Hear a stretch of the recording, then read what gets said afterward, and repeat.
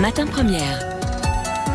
Il est 7h46 et ce matin de votre matinale info, Thomas Galisseur reçoit le patron du CDH, Maxime Prévost. Bonjour Maxime Prévost. Bonjour. Même question qu'à tous les présidents de parti cette semaine. Que dites-vous aux déçus de la politique, à ceux qui peut-être dans 5 jours voteront blanc ou s'abstiendront? Qu'avez-vous comme argument pour les convaincre que dimanche c'est un jour plus important que les autres? Ne pas aller voter ou s'abstenir d'exprimer une opinion, ça ne fera pas avancer le schmilblick et donc ça n'aura pas d'intérêt.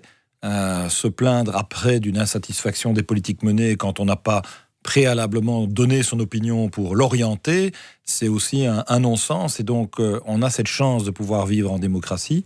Il faut que chacun se donne la peine d'exprimer une opinion. Alors, vous avez mis fin cette semaine à peut-être une certaine confusion autour d'une participation du CDH à une éventuelle suédoise, une coalition suédoise bis. Vous ne voulez pas gouverner avec la NVA. Le Premier ministre, Charles Michel, dit à force d'exclusive, on va rendre le pays ingouvernable. C'est aussi votre constat, ça sera ingouvernable le pays le 27 mai? D'abord, vous me permettrez de repréciser qu'il n'y a jamais eu de confusion. J'ai toujours été clair, reprenez mes interviews de presse des derniers mois depuis que je suis président. J'ai toujours dit que le programme de la NVA était incompatible avec les valeurs humanistes du CDH, que mon énergie serait déployée pour réellement rendre contournable la NVA. Et c'est pour ça que je souhaite intensifier les relations, comme je l'ai démontré, avec le CDNV, par exemple, pour pouvoir recréer des liens forts entre les formations francophones et les flamands constructifs, positifs, précisément pour mettre la NVA hors jeu. J'ai voulu, de manière très claire, redire les choses et préciser que, en aucune manière, surtout à la lumière, a fortiori, des déclarations encore ubuesques et choquantes des dernières semaines, où on entend un Jan Jambon prétendument candidat Premier ministre témoigner d'un mépris total à l'égard des francophones qui sont des glandeurs dans les hamacs, et ou encore ce mécanisme fou de De Wever de vouloir indexer l'âge de la pension au-delà de 67 ans en fonction du vieillissement, alors même que ce gouvernement n'a pas été capable de régler au préalable la question de la pénibilité des métiers, de l'aménagement de fin de carrière, qu'il a supprimé le bonus pension. Donc non, clairement, le CDH ne sera en aucun cas le porteur d'eau d'une Suédoise bis. Je pense qu'il faut très clairement être dans un schéma où la NVA est mis hors jeu, et c'est bien l'intention du CDH. Donc pour les archives, pour être certain, le CDH ne gouvernera pas avec la NVA. Mais Monsieur Gadisseux, je viens de le dire, je le répète, nous n'avons pas vocation à gouverner avec la NVA, et donc très clairement, prenons le temps, et tant pis si ça doit prendre encore quelques mois, et développons notre énergie, parce qu'il y en va d'une responsabilité collective, et j'aimerais bien d'ailleurs que tous les partis s'inscrivent dans cette logique pour faire barrage à la NVA. Elle fait aujourd'hui 30%. Ça veut dire que vous appelez beaucoup. Les libéraux à se prononcer aussi contre la NVA ce matin? Je pense que les libéraux n'ont pas fait grand mystère de leur possibilité de poursuivre le travail avec la NVA. Et pourtant, quand on voit le bilan de la majorité gouvernementale sortante, quand on voit 4000 travailleurs des forces de police qui font défaut, quand on voit l'état de délabrement de la justice, quand on voit les coupes sombres qui ont été faites en matière de soins de santé, quand on voit les difficultés pour une série de personnes de nouer les deux bouts, il y a franchement autre chose à offrir. L'Alliance PS Écolo s'est dessinée hier en direct dans notre émission Duel. Bart De Wever, le président de la NVA, dénonce justement un front pastèque, vert à l'extérieur, rouge à l'intérieur. Vous allez faire les porteurs d'eau pour l'Alliance PS Écolo? En tout cas, ce qui est très clair, c'est qu'aujourd'hui, on en a la certitude, voter pour Écolo, c'est voter pour le retour du Parti socialiste. Ils se sont fait des mamours sur vos plateaux sans aucun complexe. On voit d'ailleurs en lisant le programme Écolo. Et moi, je voudrais rendre attentifs tous les électeurs qui se sentent portés par la soi-disant vague verte. On est tous conscients que le climat est devenu un enjeu central et devrait être une priorité de la législature prochaine. Et c'est un engagement fort que formule aussi le CDH. Mais il ne faut pas que derrière ça, on occulte d'autres enjeux. Quand je vois le PTB, beau lapsus, quand je vois Écolo reprendre à son compte des positions du PTB, comme par exemple la réduction linéaire du temps de travail à 32 heures semaine, tout en continuant d'être payé 38, c'est impensable. On va flinguer notre tissu de PME, on va perdre des emplois. D'ailleurs, c'est assez intéressant de noter que le Bureau fédéral du plan a reconnu que de tous les programmes des partis francophones, celui qui allait non seulement ne pas créer d'emplois, mais même en faire perdre, c'est le programme Écolo. Vous reconnaîtrez aussi intellectuellement que le Bureau du plan n'a pas analysé tous les mesures de chaque programme et que donc forcément leur analyse est partielle et leur bilan aussi. C'est vrai, mais à côté de ça, quand on lit le programme écolo, et c'est là que je dis, il ne faut pas que les gens aient la gueule de bois au lendemain du vote en disant mais moi j'ai voté écolo parce que je voulais qu'un signal fort pour les matières environnementales soit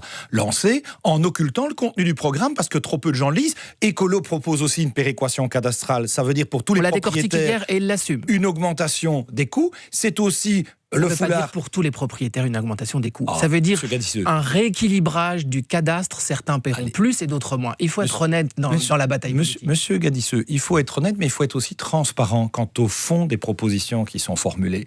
Et quand vous avez également des candidats écolos qui proposent la globalisation des revenus pour les taxations demain, et que dans les débats, ils disent oui, ça concerne aussi la taxation des loyers, eh bien, le CDH n'est pas conforme à cette idée. Parce qu'il y a des gens qui ont précisé que ça excluait l'épargne et les loyers. Mais c'est ça la duplicité des colos. C'est que sur vos plateaux, ils disent ça. Mais dans les débats électoraux auxquels nous participons et nous assistons, leurs candidats disent oui, c'est bien la même logique que celle défendue par le MOC, y compris donc la taxation des loyers. Alors qu'on a plein de gens qui ont fait en sorte d'épargner après avoir travaillé durement pour pouvoir avoir un petit appartement, un petit bien, avoir une rentrée qui vient compléter leur pension. Ces gens-là, avec écolo, ils seront taxés demain. Et donc, je dis simplement, soyez lucides aussi à aller analyser derrière le vernis vert le contenu des programmes. Et donc, nous pensons qu'à la fois, nous n'avons pas besoin dans ce pays du modèle NVA tel qu'il est soutenu par le MR,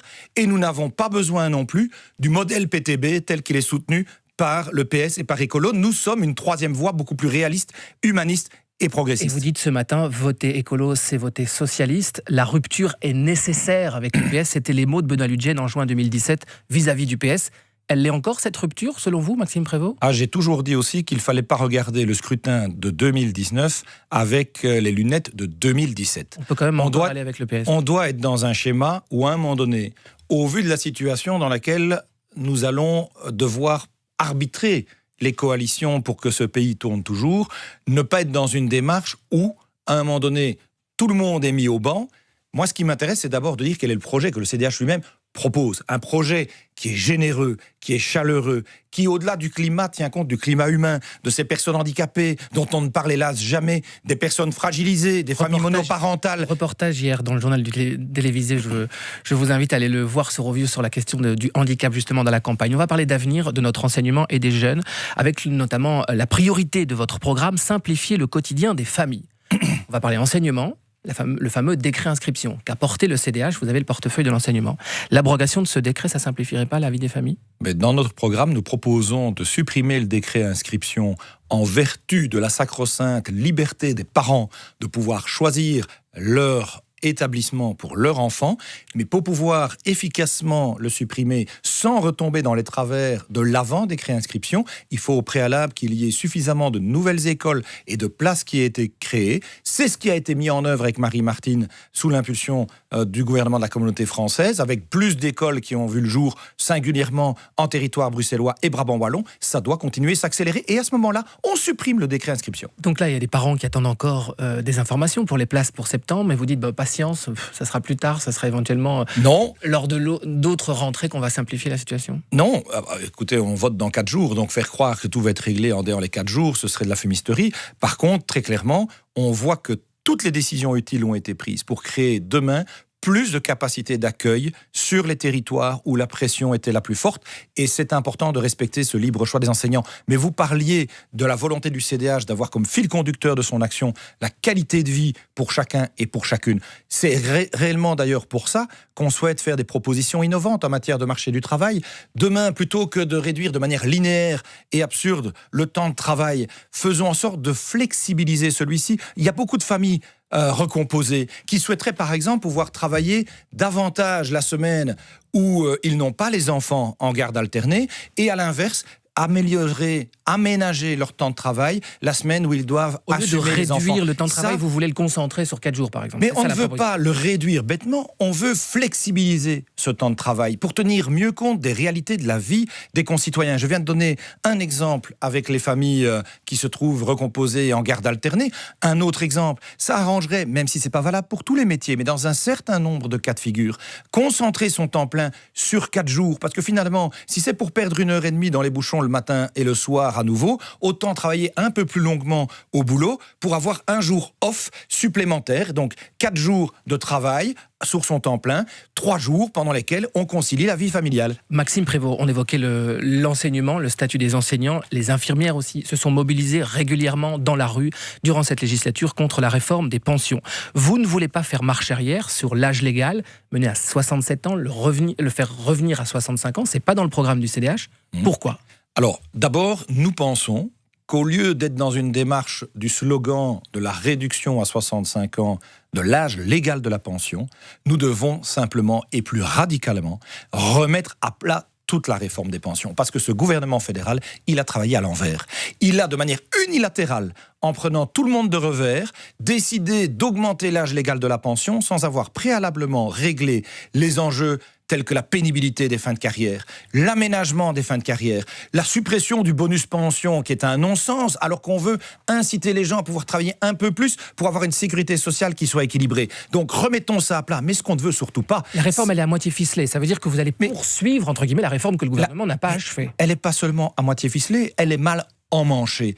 Et donc c'est pour ça que nous voulons remettre toutes ces questions de la pension à plat, d'autant qu'elle a porté un préjudice grave à toute une série de catégories de personnes. Je pense singulièrement aux femmes et aux femmes à temps partiel qui n'ont pas eu l'occasion, durant leur carrière professionnelle, de travailler longuement à temps plein, parce que peut-être aussi, elles vivaient une époque où les femmes travaillaient moins que les hommes. Et donc, aujourd'hui, il y a eu un préjudice grave porté à un grand nombre de pensionnés avec cette réforme, alors même que nous devons tirer vers le haut le montant des pensions pour que chacun puisse dignement vivre sa vie d'après son engagement professionnel. Allons-nous vieillir justement décemment ? Comment gérer le vieillissement de la population ? C'est un des grands défis de notre société. Comment financer justement le suivi des personnes âgées ?